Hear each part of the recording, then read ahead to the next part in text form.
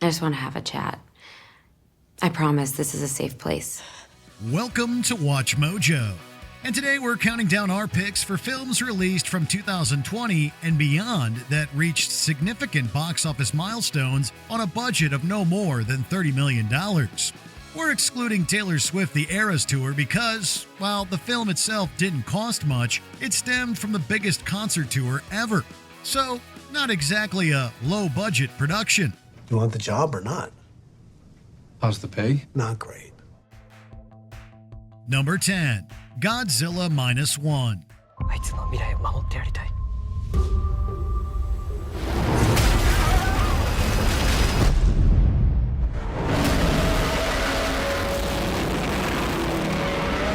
2014's Godzilla had a budget of $160 million. Godzilla vs. Kong cost as much as $200 million. Godzilla Minus One was produced on a much smaller scale, but watching the film, you'd never estimate the budget to be in the $15 million ballpark.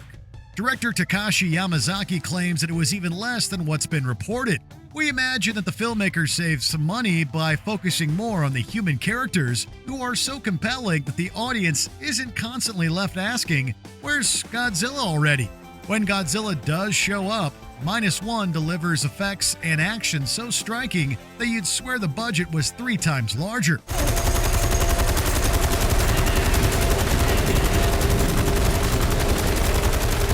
This balance has made Minus One an international hit, stopping over several Hollywood films upon reaching North America. Number 9, Talk to Me. Look, does anyone else want to volunteer? I'll do it.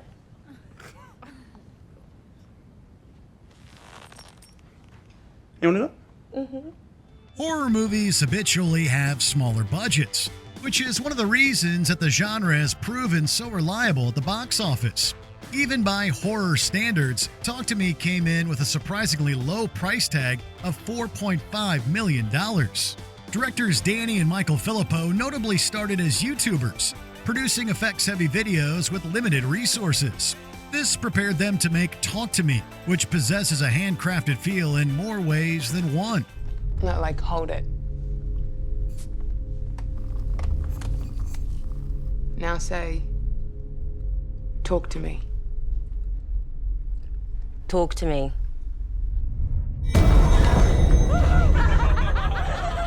The committed performances make the practical effects and makeup all the more authentic. Propelled by positive word of mouth, this Aussie hit has become A24's highest-grossing horror movie to date. With a $92 million intake, it's also the distributor's second biggest film ever. He's behind you now. He'll split you, pretty boy. He'll split you! As for the first, number 8, Everything, Everywhere, All at Once. Come on. You may be in grave danger. There's no time to explain. Funny, thrilling, emotional, and endlessly inventive, Everything Everywhere is everything a moviegoer could want. Yet one who can see how a film that packs in so much might be a hard sell for audiences and awards groups. The Daniels genre-bending experience defied every odd, however. Not only did it win 7 Oscars, Best Picture included, but it broke box office records for A24.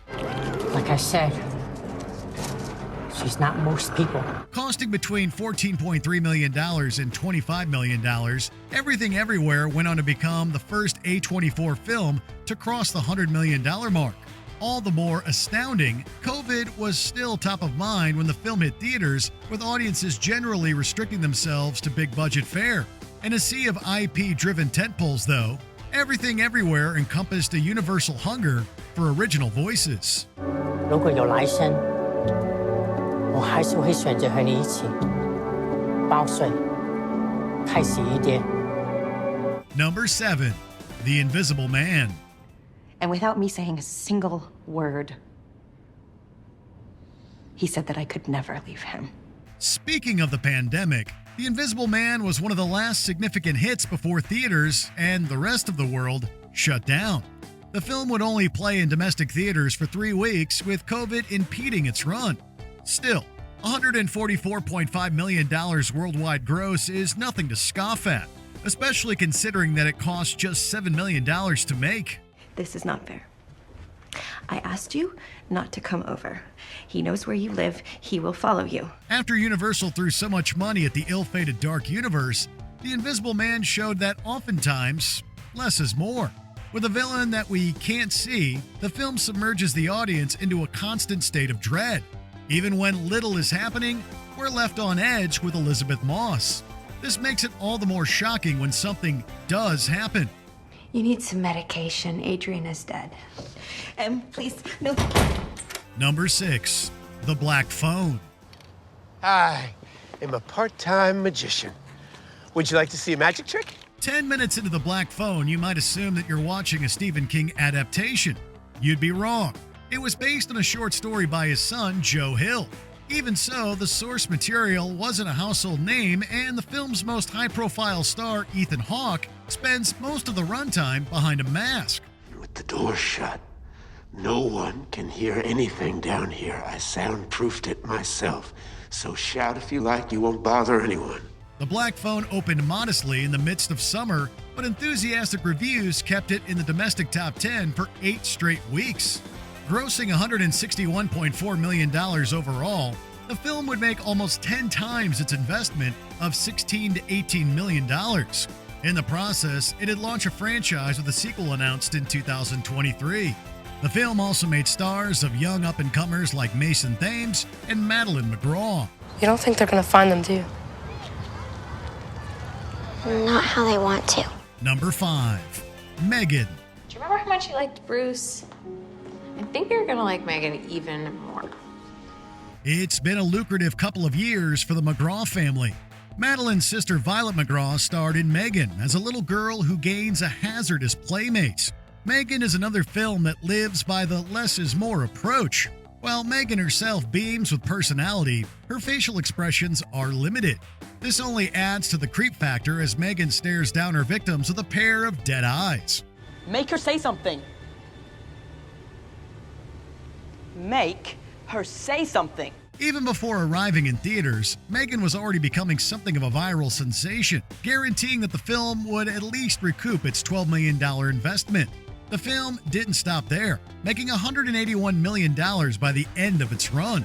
Universal didn't hesitate to greenlight Megan 2.0, introducing an instant horror icon. Megan, did you do something wrong? Well, in order to answer that question, you need to define the parameters. Number 4. Smile. This is an emergency psychiatric unit. Typical is not really a thing here. Right, but she was a head case, yeah? I'm sorry, a head case? Paramount originally planned to distribute the $17 million horror film as a streaming exclusive. Due to encouraging test screenings, though, the studio wisely decided to give Smile a shot at the big screen. The film performed above expectations, opening at number 1 and only dropping 18% during its second weekend. Finishing with $217.4 million globally, Smile stands out as the decade's highest-grossing R-rated horror movie thus far. Mrs. Munoz, your husband was not insane. The things that he was seeing, they're real. I've seen them. In addition to strong reviews, the film's success can be attributed to a well-calculated marketing campaign. The advertiser's budget was more than 2 times its production costs. The results would leave investors smiling all the way to the bank and audiences screaming all the way to the end credits. No, it's what killed Mustache. It was at the party yesterday, but you couldn't see it. Nobody else can see it except for me. Oh, Jesus Christ. Number 3. Sound of Freedom. Mr. Oshinsky. Time to go home. Sound of Freedom is a success story that industry experts will be analyzing for years to come. As big-budget tentpoles like Indiana Jones and the Dial of Destiny underperformed, this indie came out of nowhere, setting off the sleeper hit Sirens. How did a $14.5 million film gross over $250 million? Some say that audiences connected with its Christian themes and the subject at the story's core, human trafficking. Like as soon as I lay down, all I see are those kids' faces. Others cited the film's unique pay-it-forward campaign, which motivated viewers to buy an extra ticket. So even if a screening was sold out, the auditorium wasn't necessarily packed. Whatever Angel Studios did, it worked. The question is if it will work again or if Sound of Freedom will go down as a box office anomaly. I really feel connected to you. Like maybe you'll understand. Number 2, Five Nights at Freddy's. I'm going to be brutally honest with you here, Mike. Given your track record, your options are going to be extremely limited. I'll take anything, okay? Any job you got. Five Nights at Freddy's has been a staple of video games and Let's Play videos for nearly a decade. While it's accumulated one of the most loyal followings in gaming, would fans show up to see Freddy and his friends on the silver screen? The fact that the film made almost $300 million should answer your question. Protecting these cuddly critters in the proprietary technology that brings them to life is now your sacred duty. Maintaining the indie spirit of the games, the movie only cost $20 million to produce. Of course, you can't put a price on the animatronic wizardry of Jim Henson's Creature Shop. It might not be the decade's most critically acclaimed horror flick, but there's no denying that Five Nights at Freddy's was a smash with the kids, becoming Blumhouse's biggest hit to date.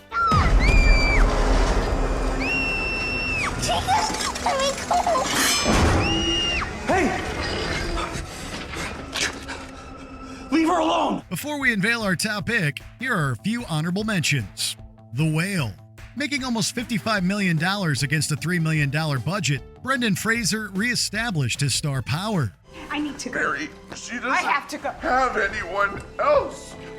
I need to know that I have done one thing right with my life. Evil Dead Rise. Spending less than $20 million, Lee Cronin made the highest grossing Evil Dead film yet.